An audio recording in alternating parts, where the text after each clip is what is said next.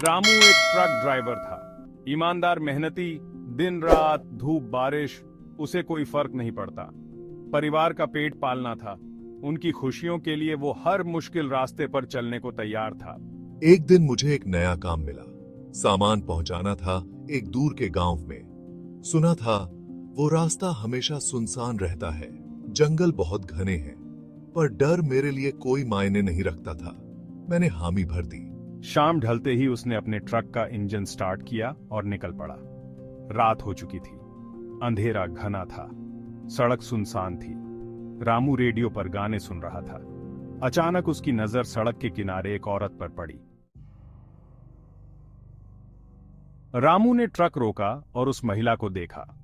वह एक अजीब सी स्थिति में खड़ी थी, जैसे उसे समझ नहीं आ रहा हो कि क्या करना है। उसकी हालत देखकर साफ था कि उसे मदद की जरूरत है। उसके चेहरे पर डर और असहायता साफ झलक रही थी। उसकी साड़ी फटी हुई थी, बाल बिखरे हुए थे। ऐसा लग रहा था जैसे वह किसी मुसीबत से भागकर आई हो और उसके हाथ से खून टपक रहा था। यह देखकर रामू का दिल पसीज गया। बहन जी, आप ठीक तो हैं? क्या आपको किसी ने चोट पहुंचाई है? आपको कहीं जाना है? मैं छोड़ दूं? आप चिंता मत कीजिए, मैं आपकी मदद करूंगा। महिला ने कोई जवाब नहीं दिया। उसकी आंखों में एक अजीब सी चमक थी, जैसे वह कुछ सोच रही हो। बस अपना सिर हिलाकर ट्रक की तरफ इशारा किया। रामू ने समझ लिया कि उसे मदद की जरूरत है। चलिए, ट्रक में बैठ जाइए।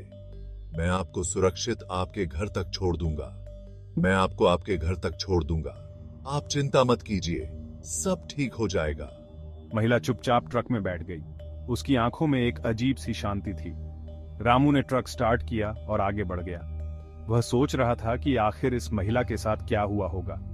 सड़क पर सन्नाटा पसरा हुआ था, सिर्फ ट्रक की आवाज और रात की खामोशी थी। रामू बार बार शीशे में उस महिला को देख रहा था। उसकी आंखों में एक अजीब सी बेचैनी थी। बहन जी, आपका नाम क्या है? आप कहां से आ रही हैं? क्या आप मुझे कुछ बता सकती हैं? महिला ने कोई जवाब नहीं दिया। उसकी चुप्पी और भी गहरी हो गई। अचानक रामू को ध्यान आया। उसने सोचा कि शायद महिला किसी बड़ी मुसीबत में है। जिस जगह पर उसने उस महिला को देखा था, वहां से गांव अब भी बहुत दूर था। रामू ने सोचा कि उसे पुलिस को सूचित करना चाहिए। रामू की सांसें रुक गईं। जो औरत उसके बगल में बैठी थी, वो कोई आम औरत नहीं थी।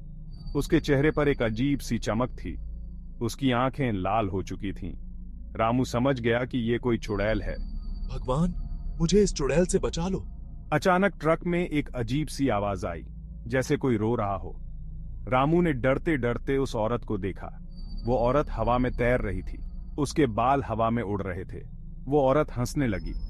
उसकी हंसी बहुत डरावनी थी। रामू ने अपनी आंखें बंद कर लीं। उसे अपनी मौत साफ दिख रही थी।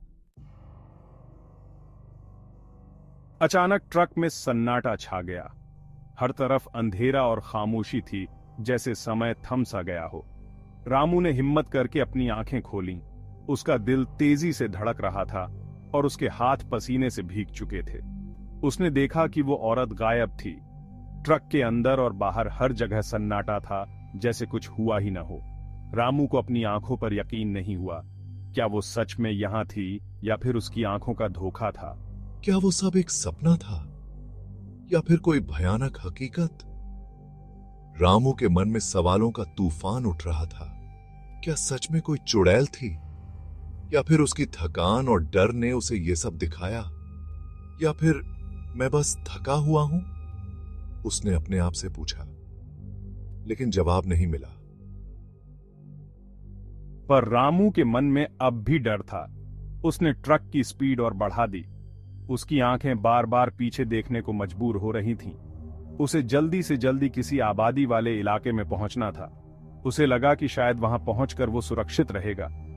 अचानक ट्रक के पीछे से फिर से वही आवाज आई, रोने की आवाज। ये आवाज उसके दिल को चीर रही थी। रामू ने डरते डरते शीशे में पीछे देखा। उसकी सांसें थम गईं। उसकी नजर जैसे ही शीशे पर पड़ी, उसकी चीख निकल गई। उसकी आंखों में डर और हैरानी थी।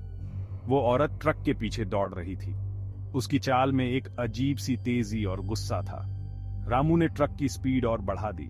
उसे लगा कि शायद वो उससे बच सके। पर वो औरत ट्रक के साथ साथ दौड़ रही थी। उसकी चाल में कोई कमी नहीं आई। उसकी आंखें गुस्से से लाल हो रही थीं। उसकी नजरें रामू पर टिकी हुई थीं, जैसे वो उसे छोड़ने वाली नहीं थी। रामू ने बहुत तेज गाड़ी चलाना शुरू कर दिया। वो ट्रक को जैसे उड़ाए जा रहा था, पर उस औरत की स्पीड कम नहीं हो रही थी। अचानक रामू को सामने एक गांव दिखाई दिया। उसने सोचा, अगर मैं इस गांव तक पहुंच गया तो मैं बच जाऊंगा। चुड़ैल गांव में नहीं घुस सकती। गांव पास आते ही उस औरत की चीखें और भी ज्यादा तेज हो गईं। वो गुस्से से चिल्लाई, पर रामू ने उसकी एक न सुनी।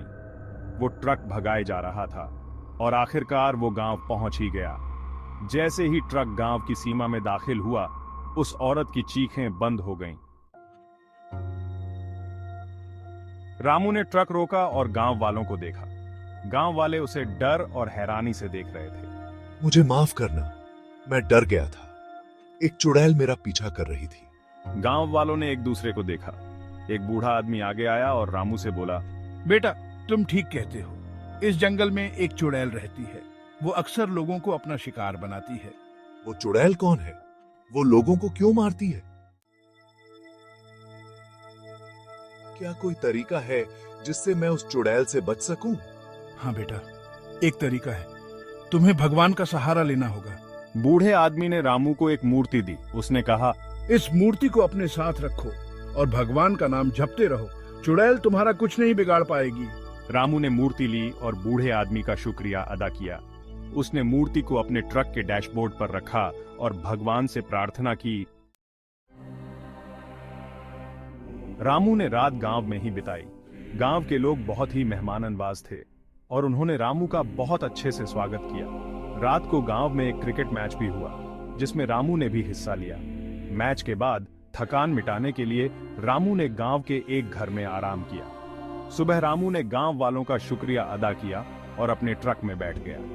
गांव वालों ने उसे सुरक्षित यात्रा की शुभकामनाएं दी। रामू ने भी उन्हें धन्यवाद दिया और अपने सफर पर निकल पड़ा। हे भगवान, मेरी रक्षा करो, मुझे इस चुड़ैल से बचाओ।